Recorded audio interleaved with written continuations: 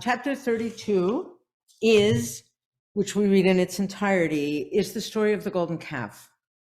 And this is the great sin of idolatry that the Jewish people commit, made worse by its proximity to Sinai and the exodus from Egypt, right? Within, months of being brought out of Egypt, and within a very short time, there's a debate in the sources about how long after Sinai this happened.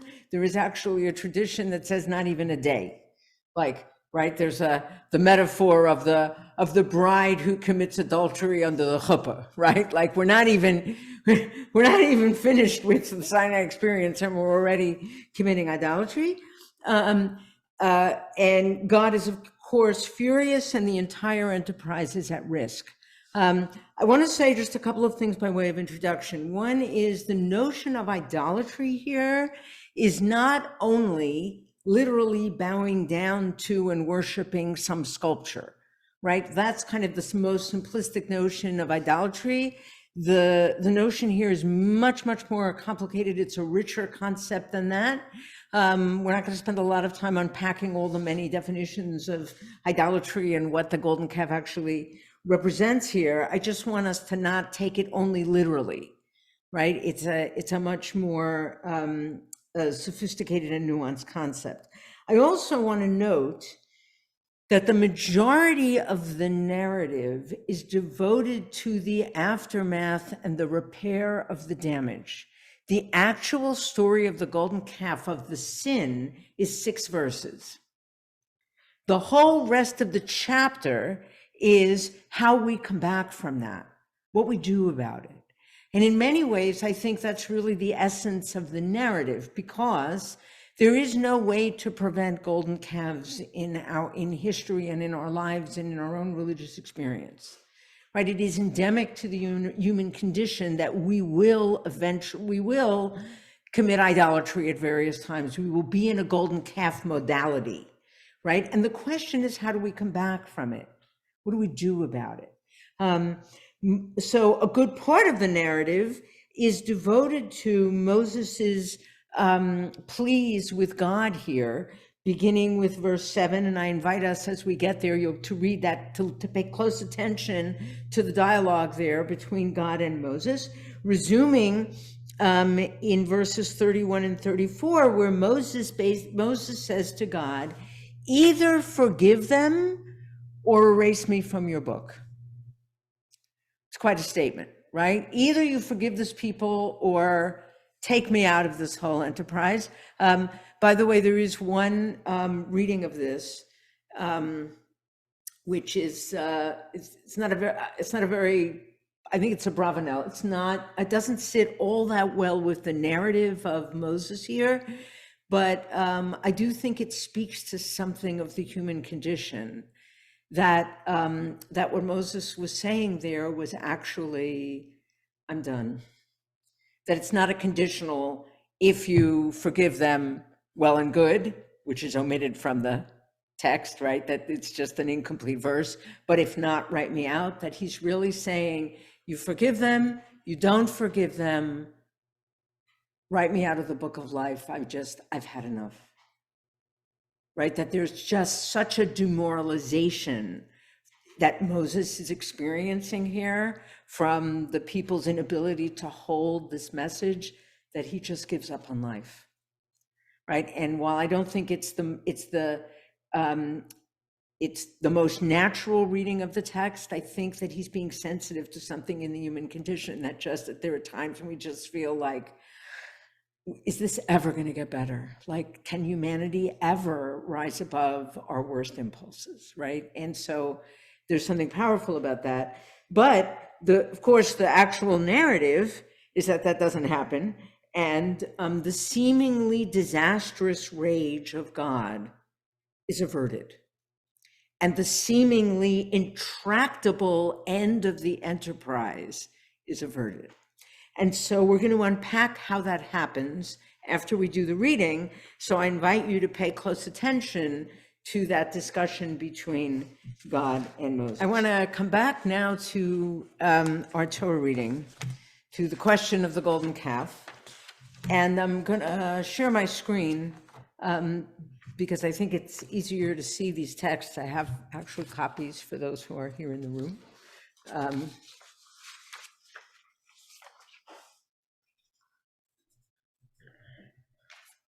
So last night I referred to a midrash from the Talmud from Brachot 32a, and I'm going to come back to that now.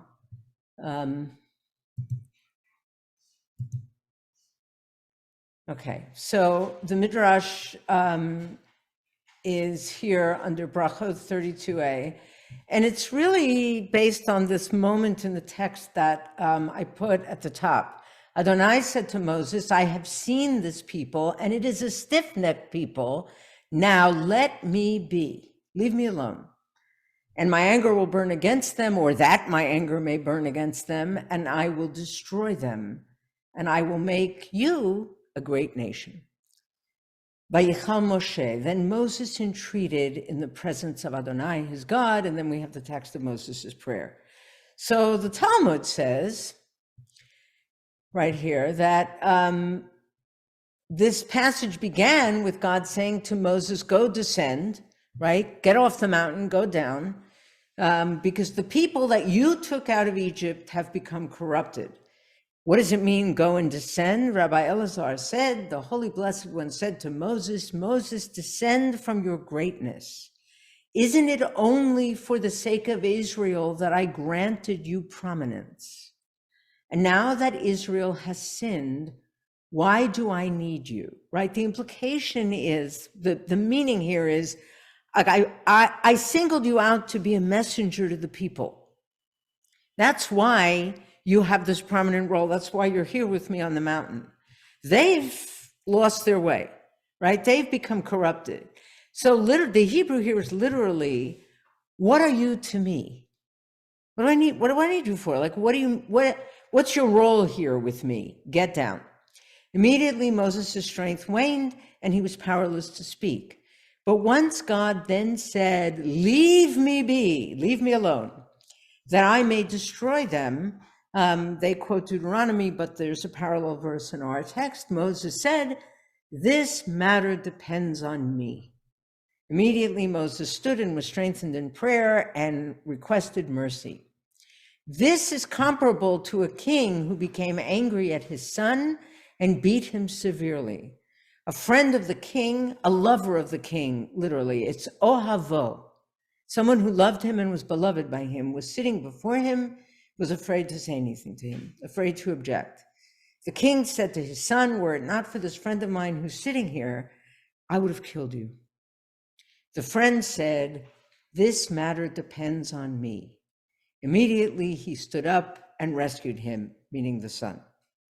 Okay, so this is the midrash that I brought last night, and I focused last night on the power and poignancy of this notion of the matter depends on me, right? Whether the courage to lovingly speak the truth to God / our religious tradition / Torah. And in the first part of the midrash, it's about being the voice of compassion, the lover who reminds the beloved of who the beloved wants to be, right? And it's up to me. There's an invitation here to remind God of God's mercy. God's looking for me to do that.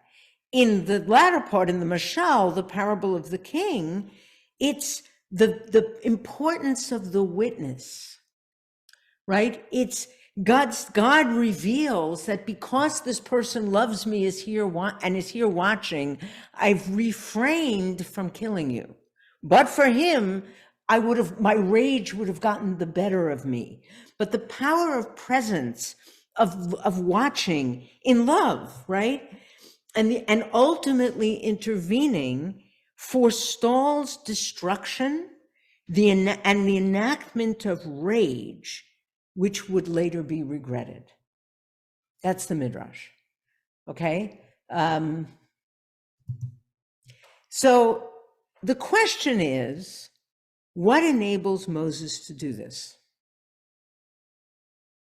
What is it that enables him not only to speak with such chutzpah, right? Because this is chutzpah, but to do it so effectively.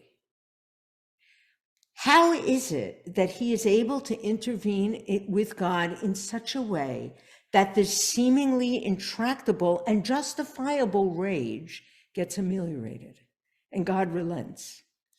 So I want to bring 3 passages from Aviva Zornberg's book about Moses. This is not her book on Exodus. This is her book that's kind of a biography of Moses as a person, to help us tease out 3 threads of what's happening here, right? And I want to suggest that this is actually the point of the golden calf narrative. As I said, right?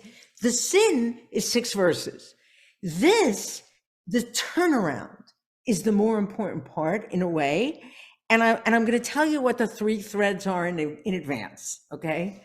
The 3 threads that I want to pull on here that are in this narrative through Aviva Zornberg's teaching are, first, Moses's self-awareness and rigorous honesty about himself.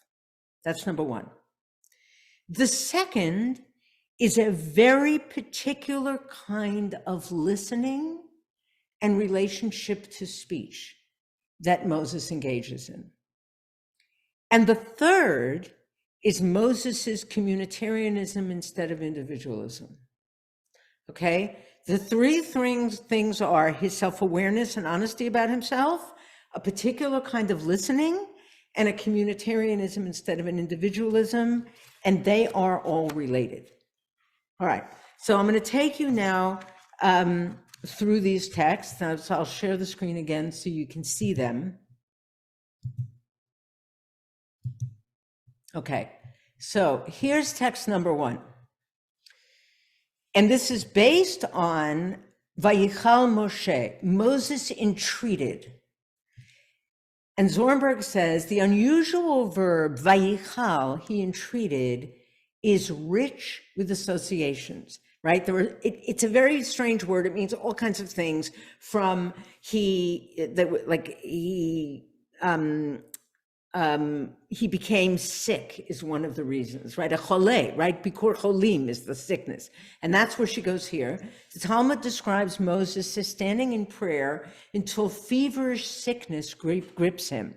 What is feverish sickness? Rabbi Elazar said, a fire in the bones. Something about Moses becomes his bones are on fire with this fever. And then she goes on, Meshach Chochma, the sort of later commentary suggests that at this moment, Moses comes to a realization about himself, that the fire of idolatry burns in his own bones. Do you see how radical this is? This is unbelievable, right? Moses, in this moment before God, realizes it's not the people and not me, it's me too. Where does he get this from? There's Moses, in the Talmudic tradition, Moses' grandson appears in the book of Judges, serving as a house priest to it should be graven image. And so perhaps Moses thinks this future idolatry carries a genetic streak of idolatry from Moses himself, right? There's a verse in the book of Judges, and it's interpreted this way. And so the Meshach Chochma imagines that Moses thinks, if my grandson is going to commit idolatry, maybe it's from me. Okay, back to Zornberg. Moses prays so passionately for his people because he realizes that he shares with them a tendency to idolatry. This is a moment of self-knowledge, which opens the door to a full solidarity with his people. Moses can now authentically refuse the solution that God has offered him to destroy the people and have Moses engender a new nation would only replicate the idolatrous impulse that flesh is heir to. An intuition about his own nature profoundly links Moses with his people, right? This is amazing. right? What this is Moses in the moment of praying to God when the people have committed the greatest sin in the Torah, has this moment of awareness in which he realizes, I am not different from them. We are not different from them. There are no exemptions and no moral or theological purity in humanity, right? And so when God says, let me be, I'm going to kill them and make of you a great nation, I'm going to start all over with you, Moses says, no way. There is no point in that. And not only that, there's something idolatrous in that very thing. We'll come to that later, right? What Moses is saying here, is the realization that it is simply not true that they are bad and we are good. And if we just get rid of the bad people, then we good people will create a better world. That's false. That's what Moses is realizing here, okay? So that's number one, a radical self-awareness that is really honest with the self and our own moral failings. Okay, that's the first. The second point that Zornberg makes here that I want to bring out is here. As in all language between people, the literal meaning of the utterance in the discussion with God may be distant from the speaker's intention. God says, let me be. And Moses hears, don't let me be. Right? God says, don't try to stop me. And Moses hears, God wants to be stopped. Right? The matter depends on me, says the Midrash. God's words, like all words, need to be heard. They need human interpretation. If Moses hears only God's manifest meaning, he will be trapped in a kind of idolatry, seduced by minimum meaning. Right? I bolded that sentence because it's very profound. If he sticks to the literal manifest meaning of the words, it's a kind of idolatry. It's a kind of golden calf, right? God hints that Moses is to listen differently, or rather that he is to listen as those who are involved in human dialogue listen. He is to allow God's words to penetrate him in the infinite range of their possibility. He is to understand in chords, right? Musical chords, not one note, but a chord with harmony. He is to bring his imagination to bear on what he hears. Moses now understands that fetishisms of all kinds, rigid fixations on perfection, on disappointment, on rage, are postures that ask to be released into movement. This allows him to intuit God's true desire, even as God stages relentless fury. Right? This is shocking and amazing, right? What she's saying here. What she's saying here is that God is, in a sense, enacting relentless rage. And beneath the relentless rage is a desire to be stopped. And Moses listens in a kind of way that allows him to hear the hidden desire to be stopped under the performance of the rage. And the performance of the rage is a kind of fetish, right? It's like a transitional object. It is a kind of golden calf that God is modeling here, right? I'm obsessed with this rage and I'm waiting to be stopped, right? And what stops the cycle is a deep listening for the desire underneath.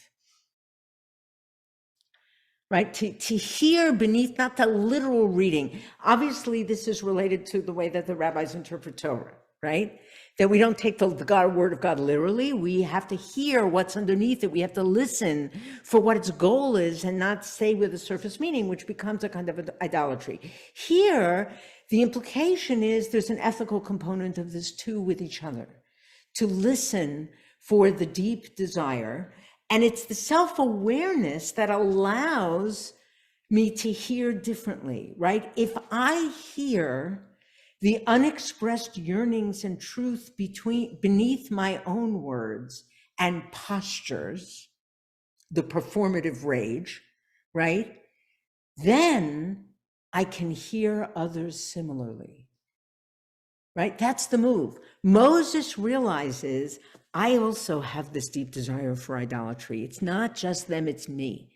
And because I know that I have unexpressed desires, I can listen for God's unexpressed desires and hear them. Okay? So self-awareness, deep listening. Here's the third piece. This is the most radical of all. This is such a gorgeous text. I can't even. Okay. Moses responds to God's appeal. The appeal is, Hanichali. Hanichali. Let me be. By protesting, and this is the Zohar that she's quoting, if I do as you say, all the nations will say that I have killed the Israelites, like Noach, who killed his own generation. That's the Zohar. What is the Zohar doing? The Zohar is connecting God's word, Hanichali, Hanicha, and Noach, right? It's the same root. Leave me be, Noach. And they're also connecting the substance of the moment. What was the story of Noach? God says, they're all bad. I'm going to kill them all and start over with you. And Noah says, okay, right? I follow directions. And God makes the same offer to Moses. I'm going to kill them all. I'm going to start over with you. And Moses says, no. I don't want to do what Noah does. Here's Uhrbach. The Zohar reads Noah's obedience to God's commands to build the ark and save his own family as an ethical failure. He should have resisted such a self-serving, idolatrous demand. Moses hears in the similar structure of God's offer to him, let me destroy them so that you can survive to father a better nation, an invitation to see through or hear through such an offer. He is to collaborate with God in attending to God's true desire. God's words open up such a possibility. Atah hanichali, just be Noah for me. Moses catches the drift of God's intention. Don't be like Noah. He brings his humanity to bear on God's words rather than making a fetish of them. This is the moment when Moses begins to speak as though the fate of the world depends on him. To come back to our original midrash, right? What's going on here? What's going on here, and I'll stop the share, is that Moses sees through the seduction of saving the self at the expense of others as the idolatry that it is. The offer is, I will save you and start over by killing all the bad people. And Moses responds to God, you and I both know that's a kind of idolatry. I'm not doing it. That, in a sense, is the fundamental arc of the golden calf narrative, which turns on this moment, an offer of individual salvation that is rejected. That moment saves the world. It creates unforeseen and seemingly impossible openings. It creates the third way. that seems impossible in the face of the rage of God. And I want to suggest there are two implications of this for in our world right now that are really important. One is, in the general, it is addressed to the dangers of extreme individualism that is so prevalent in our culture today. The overweening I that has utterly displaced the we. If we are to save our world from all the things that we fear, here in America, in Israel, environmental threats, all of the things that are so scary and dangerous, right? We must resist the lure of the idolatrous I, of saving ourselves, and reclaim the we. Because every problem we face requires us to work together that way. And every problem we face is fundamentally grounded in this kind of idolatry that I matter more than other people, that somehow saving myself is sufficient or even possible, right? That's the first thing. The second thing is that it's true on the next level up, on the level of nationalism, which Rav Kook, at the founding of the State of Israel, wrote very trenchantly, is simply a collective form of egoism, right? It is true at the level of the we and the them, the larger them, as a parallel to the I and the them. And the fantasy held by both Israelis, Jews, and by Palestinians that I can be saved at the expense of them is not only a dangerous and immoral fantasy, but it is actually a kind of idolatry. That's what these texts are saying. It's a kind of golden calf. And I have to say that I fear, and this is hard to say and hard to hear, I fear that October 7th has unleashed within us a license to indulge that fantasy with the same kind of frenetic, desperate madness that characterized the golden calf, because it taps into a hidden desire. It is self-defense. I want to be very clear that we have an absolute right and obligation to defend ourselves, and I am not in any way seeking to undermine that. But I think it is becoming clear, and how could it not be, that it is not only self-defense. There is an aspect of dark wish fulfillment here. And I want to open the possibility that even in those of us who are disgusted and repulsed by the rhetoric of the Ben Gavirs and Smotriches of the world, and I hope we all are, even within us, in the model of Moses saying, the fire in the bones, right? I worry that there is a piece of us that is being seduced by the idolatrous offer.